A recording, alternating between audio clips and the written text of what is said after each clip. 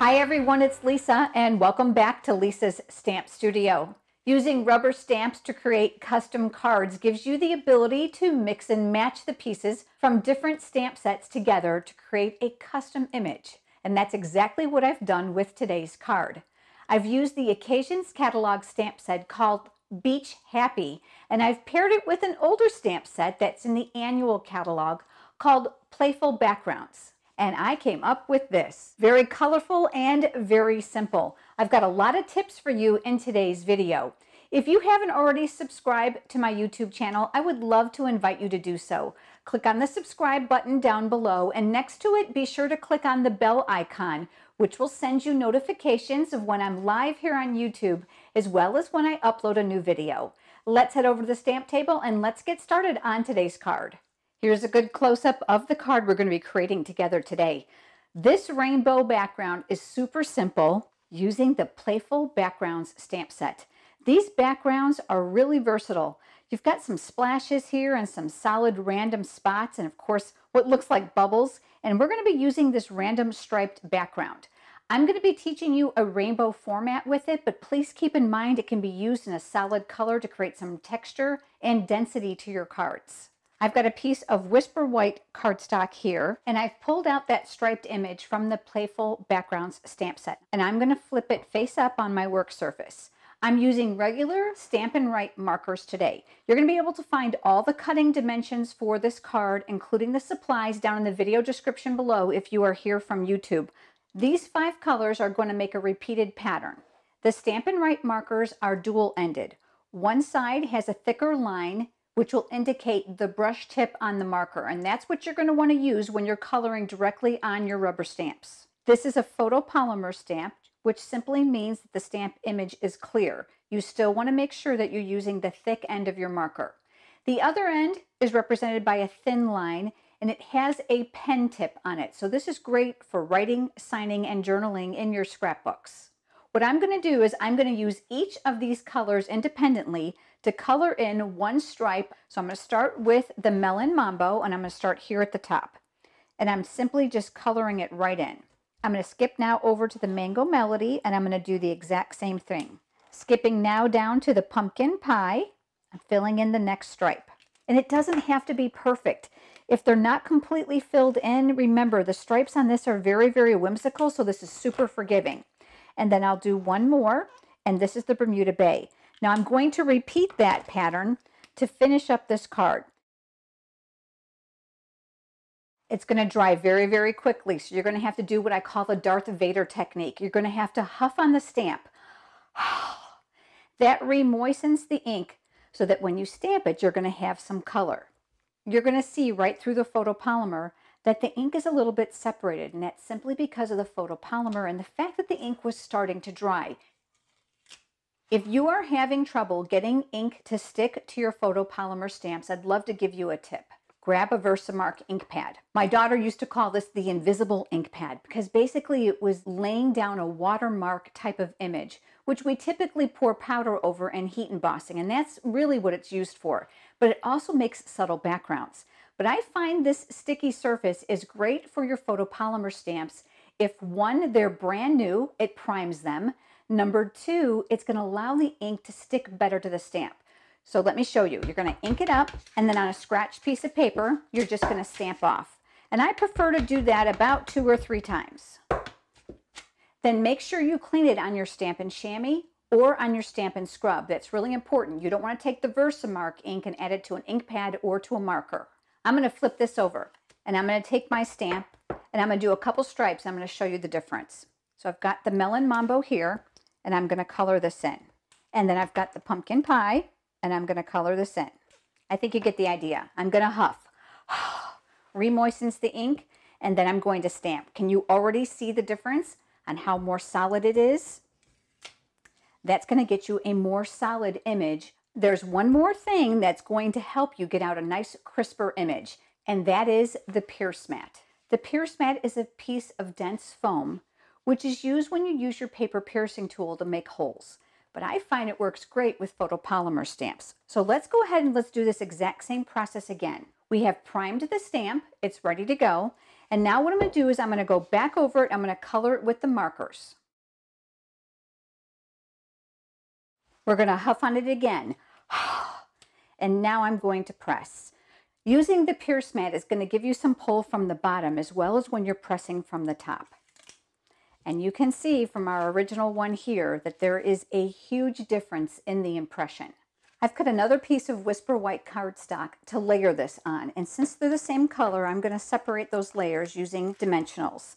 These are double-sided pre-cut pieces of foam tape, which is going to elevate those layers. I like to make sure that I use a sufficient amount of them because I'm going to be mailing this card, and I want to make sure that the rollers in the mail machine at the post office don't do a real number on it and allow my card to sag. I'm going to center this, leaving a small border of that same color all the way around.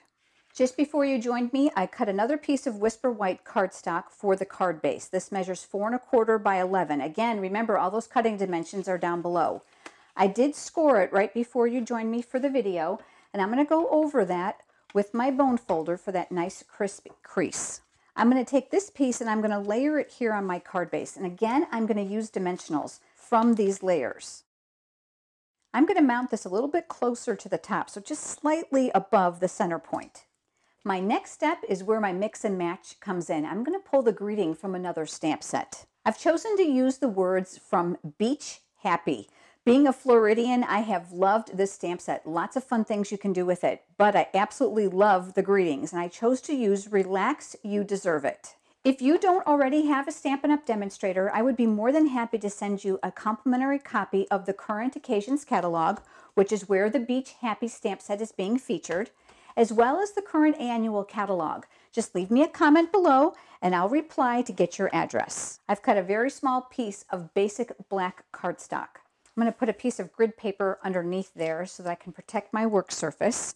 This small grid paper is wonderful. It doesn't take up a whole lot of room if you're stamping with friends, and it's going to keep your work surface clean. I'm going to use the embossing buddy. There's an anti-static powder in this bag. When I rub it over my cardstock, it's going to do two things. It's actually going to prep the surface for embossing, which is going to make the ink actually work a little bit better. For when I pour the powder over it, the powder will be repelled where there is not ink. Now you can certainly use Versamark ink to stamp your words or your images, but today I'm going to use Whisper White ink. This is a craft ink pad. It is slow to dry because it's pigmented.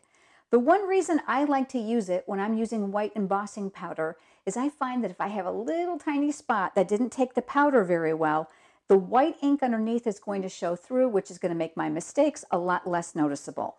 And I've got my stamp set here, and I want to make sure I have my powder nearby and ready to go. I'm going to be using a coffee filter to help catch the excess. That's just a great way not to waste. I've got my powder here, and that's all set. I'm going to ink up my greeting using that Whisper White ink, and then I'm going to stamp that here. I'm going to move my ink pad out of the way, and because this is rather small, I'm going to come in with my craft tweezers to help me hold that. And what I'm going to do is I'm going to hold this over the coffee filter, and I'm going to powder very, very generously. And I'm going to tap off the excess. My heat tool has 2 speeds. Speed 2 is the highest, which is what's going to set the ink. I like speed 1 if I'm using watercolor paper and I want to dry 1 layer of ink. So I'll turn that on. I know it's going to be loud. And then I'm going to heat set this. Because this is a small image, it's going to be easy to do. My best tip for you is to work 1 small area at a time.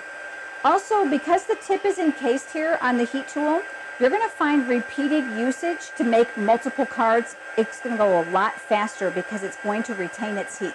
Now that we have our greeting, we are ready to attach it to our card. I'm going to flip that image over, and I'm going to bring in my dimensionals once again.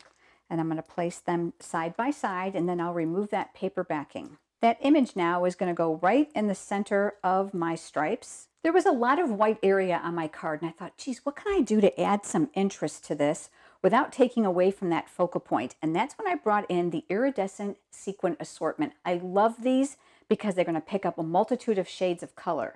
I'll be using my Take Your Pick pickup tool to help me lift those. This putty tip is amazing. I absolutely love that. So you can see you can pick up 1 or more at a time. It does have a cap when it's not in use.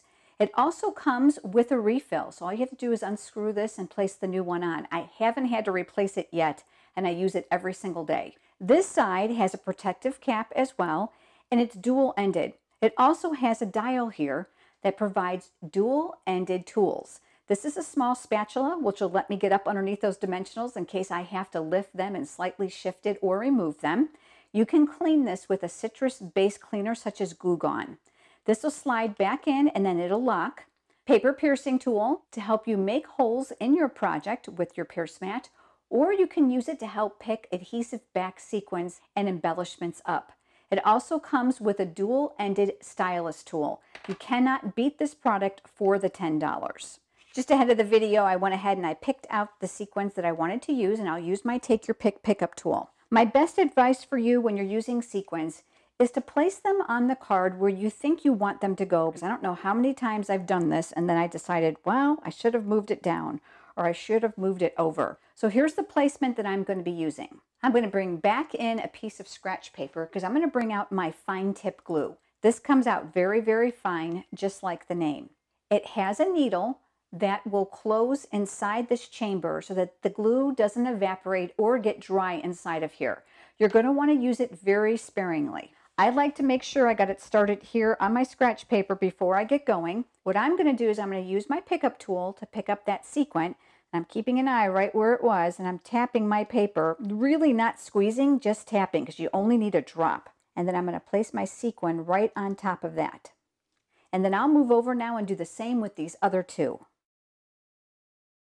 Once you're done with your glue, go ahead and put your finger here right next to the nozzle, and there's a hole.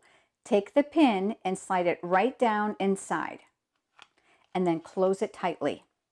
The first time you use it, you're going to have to open it up and remove that layer of protected paper that's here. And there we have it. We have our card. Very simple. This is the one we've made together and the one I made before you joined me. If you have enjoyed today's video, please give it a thumbs up, which is a like here on YouTube. It makes them and I both very happy. Thanks so much for joining me, everyone. I look forward to seeing you next time. Have a great day.